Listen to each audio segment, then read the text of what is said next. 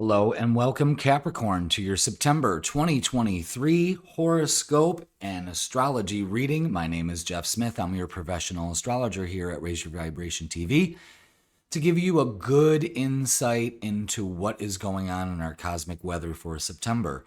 We're going to go over your general look and feel of your chart, what it looks like for the month, what you might be focusing on with a lot of retrograde planets. It's always slow and steady wins the race. I know I always say that with Capricorn, but it's the truth. It's having you reassess things. And then we're going to be going over, the retrograde phenomenon. We got some moving in, moving out. We're going to talk about that. We're going to talk about new and full moons and what they are and what they're so important for, and what area of your life are they going to be illuminating and highlighting, and what's the best thing to do. It's kind of like, a cosmic weather forecast. You do want to know how your week's going to go. Am I going to need an umbrella or not? And doing this astrology is the same way. Don't forget, folks, thank you for being here. And also, you have your tarot reading for September 2023 to watch also. So, with that being said, got a lot of stuff going on, okay? So what we're going to do is take a look at your solar chart first. Let's bring that up. And as you can see, the overall feel of this, and this is mostly for everybody's charts, is this balancing act of all this retrograde motion. You know what I mean? And then you've got this, where this is going to balance out here. Venus, which is in your 8th house of healing, spirituality. It could be also visiting some dark places. You see that Venus is square Jupiter in the 5th. We're going to talk about Jupiter in a little bit too. But this is going to be a focus on relationships in the first of the month and letting go of, I'm going to tell you something. With being in fixed signs, Venus being in Leo and Jupiter being in Taurus, there is a fixed, stubborn kind of stalemate going on here in your relationship. And I think that this month, when Venus moves direct, and that happens on the 3rd, that's already happened, you see this tension start to ease. But this is also part of the theme that's going on with you, Capricorn, is relationships and what they're going to mean later on, okay? And your security and all of that. Because you're really being asked to get secure with yourself. It's something that you're not used to doing. You're just used to just thinking it right, we got this balancing act going on here with this energy. These are faster moving planets, but these are not.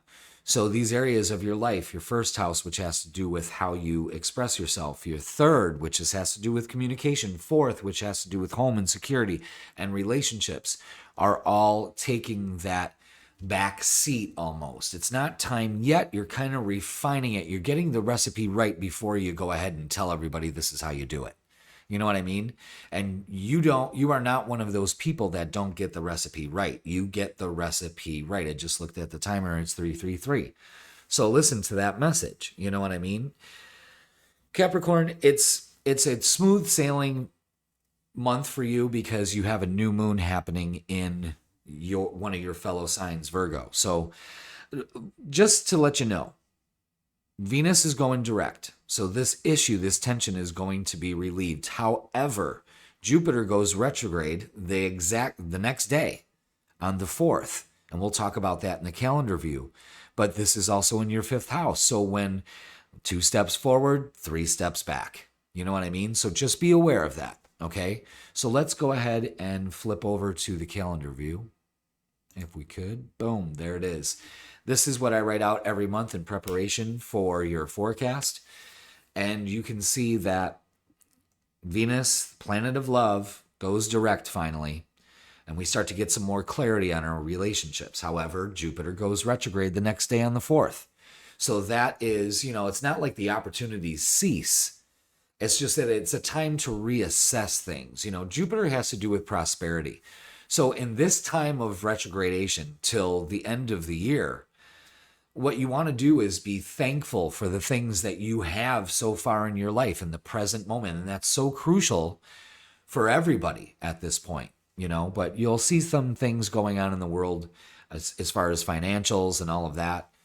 But this weekend, the 8th, the 9th, and the 10th looks pretty good. We've got the moon moving into Cancer, so it's a kind of a romantic, feely kind of thing. Not so much romantic, but an emotional kind of weekend. But we got the sun making a great trine to Jupiter, even though it's retrograde, and the moon sextiles Uranus. So this is a good weekend right here. Then the moon finishes off, in Leo. And then the moon makes a great conjunction to the planet of love. Oh, wow, things are going great. And then the moon makes a square to Uranus. Oh, back to reality. And then the moon moves into Virgo, and then boom, the 14th at 9:39 p.m. Eastern Standard Time, the new moon is going to take place in 21 degrees Virgo. So check your chart for that. See what it's hitting in your chart, if it is at all. But this new moon is happening in your 9th house, which has to do with travel. It also has to do with religion, beliefs, philosophy, a lot of spirituality with the earth signs this month. And then the next day, Mercury goes direct. All right, moon moves into Libra, a little bit more balancing. The 16th and the 17th might be challenging. The 19th, you're going to see maybe some world news. There's some deception there. The veil's been lifted. Something comes to light. And that week, I would think something is coming to light in your personal life or in the world stage. Thursday, the 21st, the sun makes an excellent trine to Pluto. That is actually taking forward our action and moving forward with our perspective. The moon moves into your sign on that weekend, and then the sun moves into Libra on the 23rd. It's no longer Virgo season. So now it's about balance. Everything is about balance, okay? Mercury makes a trine to Jupiter. Maybe we smooth things out after that shitty weekend we had, And then it all leads up to the full moon in Aries in 6 degrees. And Venus is square Uranus. Remember, Uranus is in your 5th house. More challenges in the love relationship, but I think you got to let go of focusing on the challenges, Full moons are an excellent time to release things. And this full moon is illuminated in your 4th house, which has to do with home, security, clean house. A lot of people on the new moon are going to start making plans. I'm going to do this. I'm getting furniture out. I'm going to paint. I'm going to do this. And then at the end of the month, it's time to release it and get things done. October looks a lot better for everybody, but I just wanted to let you know that at the full moon, release these issues, and it's security issues for Capricorn about relationships. You need to feel secure in yourself and your relationships so your reality becomes that. You know what I'm saying? So don't forget to watch your tarot reading for September also. You watch both of these and you get some really good clarity on how the month can go for you. And don't forget to like, share, comment, and subscribe. So that's the month of September. Not too bad, but you can get a lot done. Let go of your relationship issues and your need to control and feel secure in them. Feel secure in yourself. And Capricorn, thank you so much, and I will see you in October. Maybe. No, I'll see you. Bye.